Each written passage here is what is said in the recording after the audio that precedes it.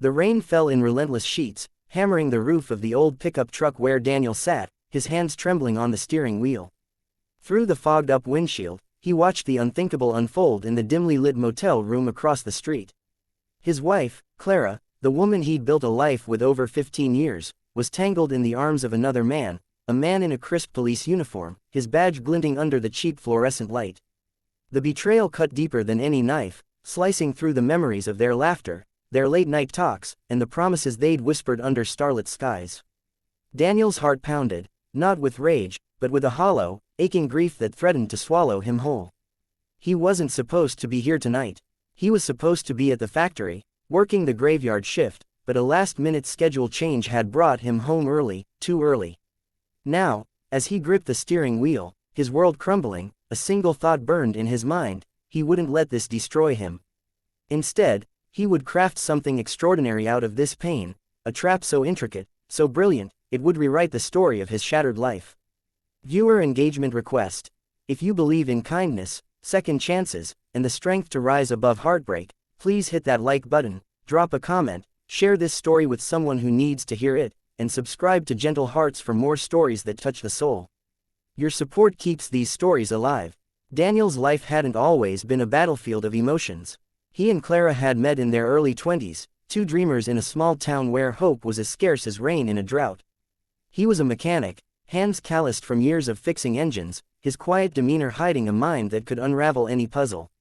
Clara, with her warm smile and infectious laugh, had been the spark that lit up his world. They'd married young, built a modest home, and dreamed of a family. But dreams have a way of fraying at the edges. Clara's job as a nurse kept her away long hours, and Daniel's shifts at the factory stretched into the night. They drifted, not out of malice, but out of exhaustion, their conversations shrinking to small talk, their touches growing rare. Still, Daniel believed in their love, believed in the vows they'd made. That belief held him together until the night he followed Clara's car to the motel, suspicion gnawing at him after weeks of her late-night emergencies at the hospital. Now, as he sat in the rain, watching her with Officer Ryan Caldwell, a man known in town for his charm and authority, Daniel felt like a fool. But fools, he realized, could be clever in their own way. The days that followed were a fog of pain and planning. Daniel didn't confront Clara. He didn't scream or throw her things out onto the lawn. Instead, he retreated into himself, his mind working like the engines he fixed, methodical, precise, relentless. He couldn't unsee what he'd witnessed, but he could use it. The betrayal wasn't just personal, it was a puzzle, and Daniel had always been good at puzzles.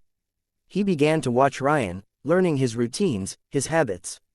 Ryan was a creature of ego, strutting through town with the confidence of a man who believed he was untouchable.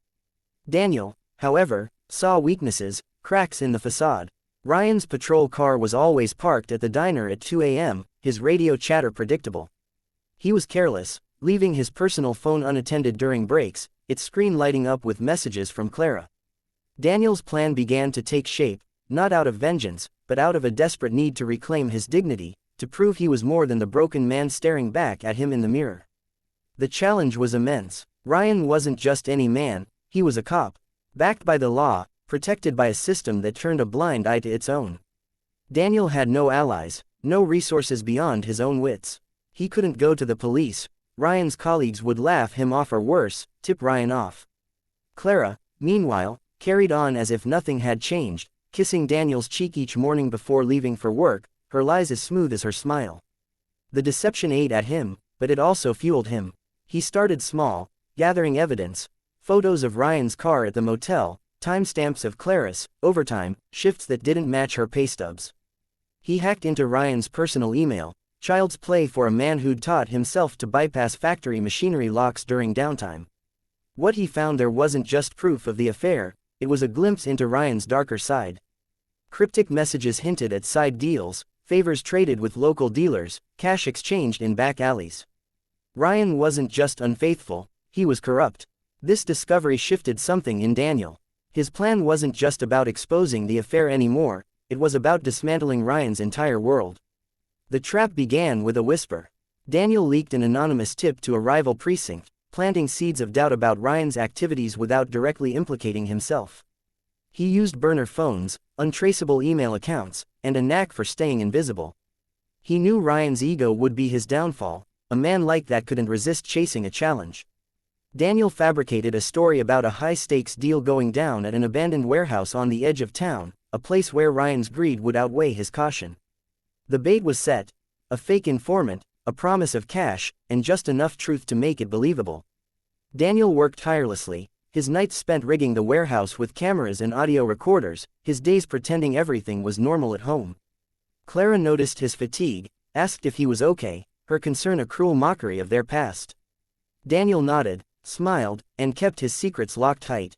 The weight of his plan was crushing, but so was the alternative, living with the knowledge that he'd done nothing while his life fell apart.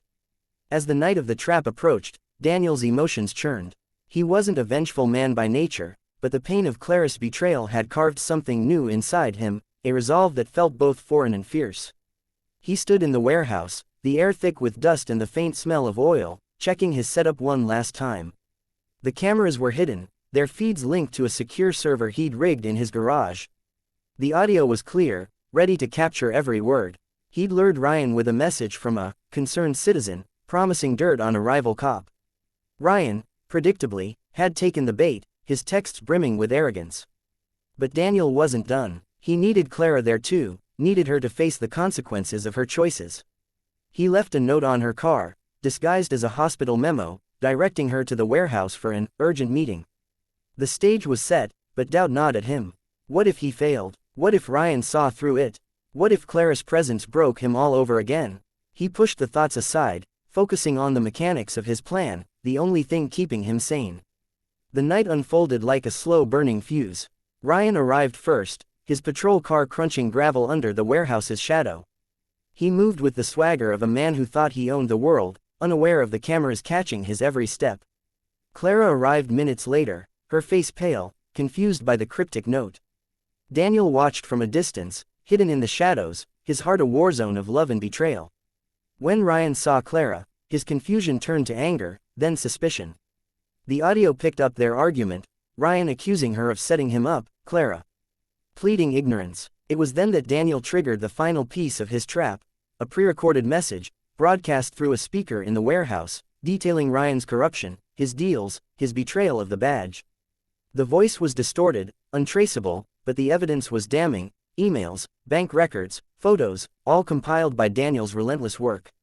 Ryan's face drained of color as he realized he'd been outmaneuvered. Clara, caught in the crossfire, looked shattered, her eyes searching the darkness as if sensing Daniel's presence. The aftermath was chaos, but it was controlled chaos, Daniel's chaos. The rival precinct, tipped off by Daniel's earlier leaks, raided the warehouse, finding Ryan and Clara amidst the evidence Daniel had planted. Ryan's career imploded, his corruption exposed to the world. Clara faced no charges, but the truth of her affair was laid bare, her reputation in tatters. Daniel didn't confront her. He didn't need to. He moved out the next day, leaving behind a house that no longer felt like home. The town buzzed with the scandal, but Daniel remained a ghost, his role in the trap unknown to all but him. He rented a small apartment, started over, and found solace in his work, his hands steady once more. The pain of Clara's betrayal lingered, but it no longer defined him. He'd taken the pieces of his broken life and built something extraordinary, a trap that wasn't just about revenge, but about reclaiming his own strength, his own story. Months later, sitting in his quiet apartment, Daniel reflected on what he'd done. He wasn't proud, but he wasn't ashamed either. He'd turned his pain into a masterpiece, a puzzle solved with precision and heart. He thought of Clara, wondering if she'd ever understand the depth of what she'd lost.